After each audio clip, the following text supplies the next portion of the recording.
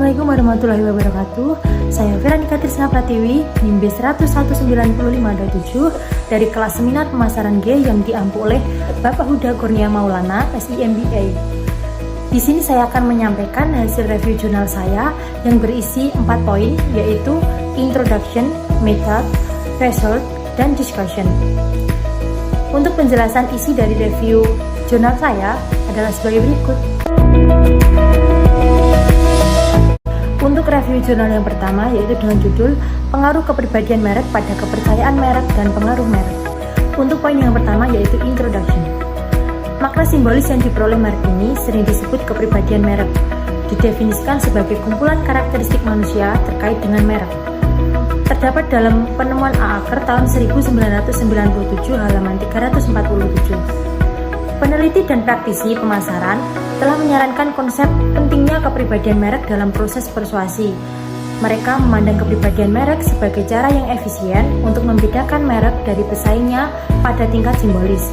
Misalnya dalam penemuan Bill tahun 1993 dan penemuan Plummer tahun 1985. Tujuan penelitian ini adalah untuk mengkonseptualisasikan dan menyelidiki secara empiris dampak kepribadian merek pada variabel dependen utama dalam perilaku konsumen.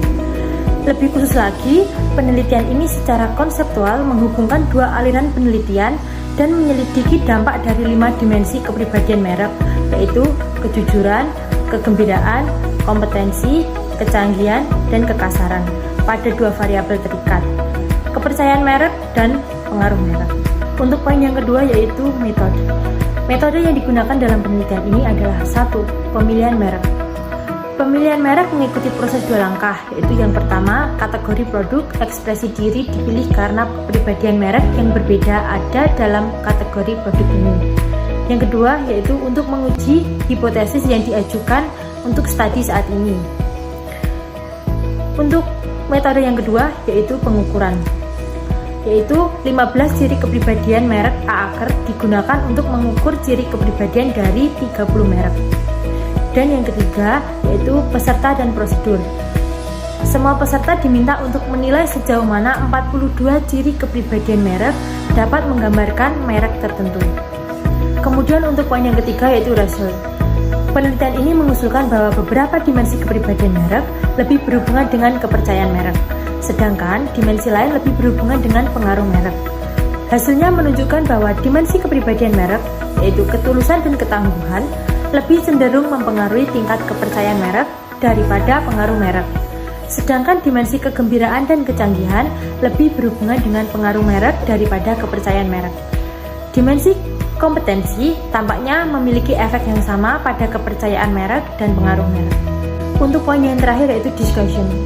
Dalam diskusi ini saya mendapat kesimpulan yang dimuat dalam jurnal, yaitu bahwa merek yang dianggap memiliki karakteristik kepribadian merek yang tulus lebih mungkin mempengaruhi tingkat kepercayaan merek daripada pengaruh merek. Meskipun dimensi ketulusan juga menunjukkan efek yang signifikan pada pengaruh merek, ukuran efek lebih kuat untuk kepercayaan merek, menunjukkan bahwa persepsi konsumen tentang karakteristik kepribadian yang tulus dari merek merupakan antecedent yang penting untuk tingkat kepercayaan merek. Di dalam jurnal tersebut, peneliti juga mendapat temuan bahwa kepribadian merek yang dapat meningkatkan tingkat kepercayaan merek dan membangkitkan emosi merek, yang pada gilirannya dapat membangun tingkat loyalitas merek. Dari perspektif teoritis, hasil memperluas teori mengenai peran penentu kepribadian merek dengan menunjukkan bahwa beberapa aspek kepribadian merek mempengaruhi persepsi konsumen tentang aspek fungsional atau kognitif merek, sedangkan dimensi lain dari kepribadian merek mempengaruhi perasaan konsumen tentang merek tersebut, yang pada gilirannya membangun tingkat loyalitas merek. Untuk review jurnal yang kedua yaitu dengan judul Keaslian Merek Mengarah pada Nilai yang Dirasakan dan Kepercayaan Merek. Introduction. Konsumen mencari merek yang relevan dan asli.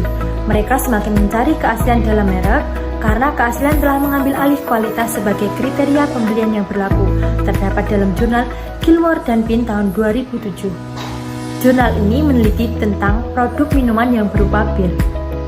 Dalam penelitian ini ditemukan bahwa memberikan kepercayaan pada keyakinan ini adalah pernyataan bahwa minuman adalah kelas produk yang sangat simbolis dan kaya konotatif, ditambah dengan pandangan bahwa keaslian merek melibatkan simbolisme dan makna asli.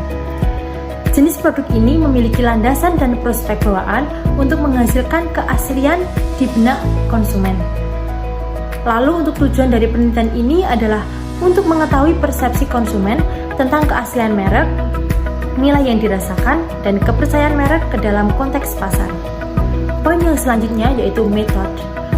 Metode yang digunakan untuk mencapai tujuan penelitian ini yaitu dengan survei yang disampaikan dalam format online atau sering disebut Google Form. Google Form ini dilakukan oleh 749 responden. Responden ini diperoleh melalui teknik dasar simple random sampling. Untuk poin yang ketiga yaitu result. Persepsi ini memiliki pengaruh yang signifikan terhadap bagaimana suatu merek dipersepsikan dalam hal nilai. Jika suatu merek dipandang memiliki otentisitas yang lebih tinggi, merek tersebut juga akan dilihat sebagai nilai uang yang sangat baik, suatu sifat yang mungkin menjadi kriteria keputusan penting di antara kelompok konsumen tertentu. Selain itu, lebih tinggi persepsi keaslian merek akan menghasilkan merek yang dianggap sebagai pembelian yang lebih ekonomis dan menguntungkan. Mengenai biaya moneter, harga merek asli yang dirasakan akan dianggap dapat diterima sehubungan dengan kualitasnya dan sesuai dengan nilainya terlepas dari tingkat harga tersebut. Untuk poin yang terakhir yaitu discussion.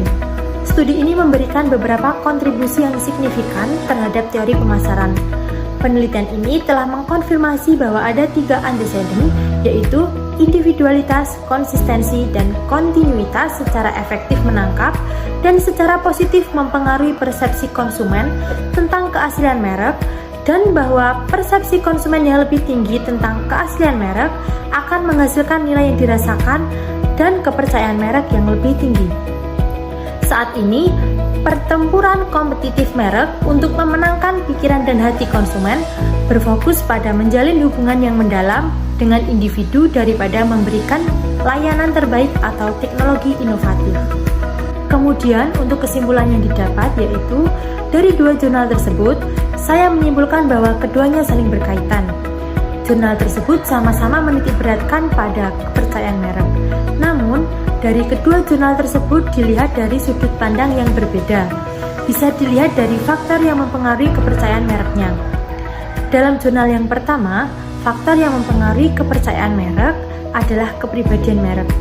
Dan dengan adanya kepercayaan merek dan pengaruh merek akan menentukan komitmen pada merek tersebut.